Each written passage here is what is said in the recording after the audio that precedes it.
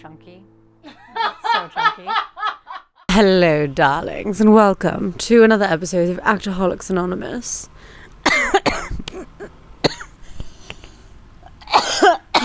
Gross.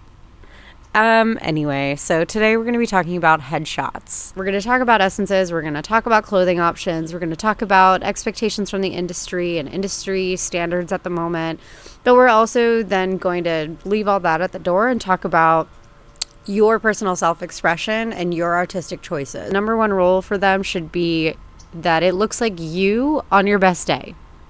You don't want to focus on subverting expectations in your headshot. You really want it to be on the nose. This is exactly what I look like on a great day. These are the characters that I could play and want to play because I'm already kind of like that. And this is just a nice, clear photograph, and I'm trying to connect with you. You, the person on the other side. So you will hear time and time again that it is your most important business card that you will ever pay for, because when you apply for an audition or to be cast in something online, you get a little tiny thumbnail of yourself that the casting director sees out of thousands. So it's really got to catch their eye. And so then what that does is add a ton of pressure when you're paying a few $100s of your hard-earned money for a photographer that you've never worked with before. And for smiles that start to feel like the longer that you're there, the more they're starting to look like this. And you don't want that. You want your best face forward. And it truly is one of your most important business cards that you'll ever pay for. However, today we are going to talk about how the secret to great headshots is by doing what you love, by storytelling, and by having fun. So let's get into it. The first thing that you want to look for with a photographer is, have they worked with actors before? Another tip would be to chat with them via Instagram or even on the phone or email if you have an opportunity for communicating with them more often, to see like if you're a good personality fit, because I've definitely had that experience where I'm paying for a photographer and we're not really clicking for some reason, and everything just feels dry like toast, no butter, no jelly. So you want to make sure that the photographer that you're working with, you like their sense of humor and you like their style of photography and their way of communicating. So, and just start to be very discerning. That's kind of, we'll hear that a lot throughout the series about actors, and like really trusting your own gut, and that goes for so many different things because it never really lies. So go with your gut for picking a photographer, not based off what you think people want you to have. Now that you've picked your photographer and you've played with your angles and you've done your selfies and you've practiced in the mirror, we are going to talk about the main types of headshots. There is theatrical and commercial. Theatrical headshots are, you're allowed to be a little bit more moody or have more range with your expression because, as the word kind of implies, they are theatrical. They are for any type of drama, show, movie, indie film. Those are where you can get a little bit more artistic and a little bit more personal flavor with what your essence are. So with theatrical headshots, you can have more flexibility and way more range with what sort of expression, what sort of story you're telling, and what clothing you're wearing. So we'll dive into that a little bit more in depth in a moment. I'm just going to really quickly say what the other one was. And then the other type of headshot is commercial headshots. This, you're a little bit in a box because you do need to think about like what the industry wants from you, which is casting. And we'll do all of that in the next episode. This is just the kind of basics to headshots episode, where you think, okay, AT&T commercial, you think Ford, you think, Happy Family with the dog food. Think about all the different commercials that you feel like you could delete the actor that's in it and replace yourself in, and wear clothing like that. So you'll see in commercial a lot of clean shirts, very white collar. You know, for men, you'll see, like a blue button up, a cotton blue button up, and very clean cut, clean shaven, not a ton of edginess here. And then smiles with teeth. I've made the mistake many times of smiling like this. And like, it's a look. But people need to see your teeth, especially when you're doing commercial, because you'll go, thanks for the coffee. And that's what they want. They want a big cheesy grin. That is hard to sustain in a photo shoot. So my tip is to constantly think about something, or to have a kind of rapport going with the photographer where you're kind of just like naturally laughing, you're naturally having a good time, like kind of the vibe that you're like at a party and you really like everyone there. So then that way there's that light behind your eyes and there's an investment into what's happening, which the camera picks up. The camera sees everything. So a little tip that I work with, this is a technical tip for photography. Say that 5 times fast. Technical tip for photography. Technical tip for photography. I can't say it. So my feedback that I get a lot from headshot sessions or photography modeling sessions is that I look like, sometimes it's almost daunting for the photographer, because most people just look at the lens, not through the lens.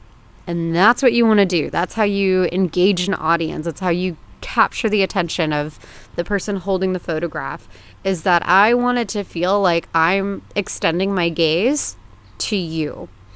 So it's a little harder to do on an iPhone because the camera lens is so tiny. And I literally mean to look through the lens. I don't mean this esoterically.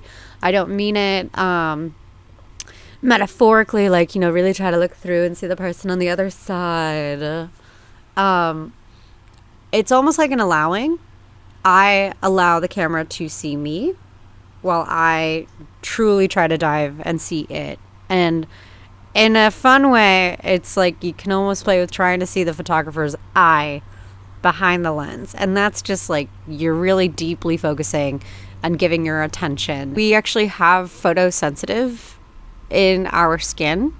So actors and models who find their light, it's not by a coincidence. You can actually feel where light is hitting your skin. For theatrical headshots, this is where you can play with different colored backgrounds that are a little bit moodier, a little bit more contrasting. And this is where you really need to start doing research and watching TV shows and movies that you feel like you fit in the world of. And then take inspiration for your outfits from that. So you want to have your clothing and your headshots inform your expression and your mood, but also your type. Watch some TV shows that maybe you wouldn't normally watch, just to see if you could fit in that world, to see if you'd be an actor in that. But generally what I've found is the kind of shortcut into knowing what your essences are and what your typecasting is the shows that you like currently are oftentimes the ones that you could be cast in. So you want to have really specific looking stuff, because if you're just doing the same pose over and over again, it's going to get really boring for everybody involved. So really, really, really have fun. If you're really, really stuck and you're watching everything and you're going, I can see myself in that. I can see myself in that. I just have no idea what to wear for my headshot. I have no idea what to do. Then ask your friends. If you have been working in the industry at all, see if you can ask people that you've auditioned for to be like, hey, real quick, thank you for your time. I just, I'm getting new headshots and was wondering if you could send me 5 TV shows or movies that you think I would fit in. And then see what those are and kind of see what the consensus is, what the sort of essences are. The do's and don'ts of headshot photo sessions. Do work with a photographer that you like. Do wear colors that flatter you. Do your research before and know what types of TV shows and types of vibes and moods and energies you're going out for. Do practice in the mirror before, and do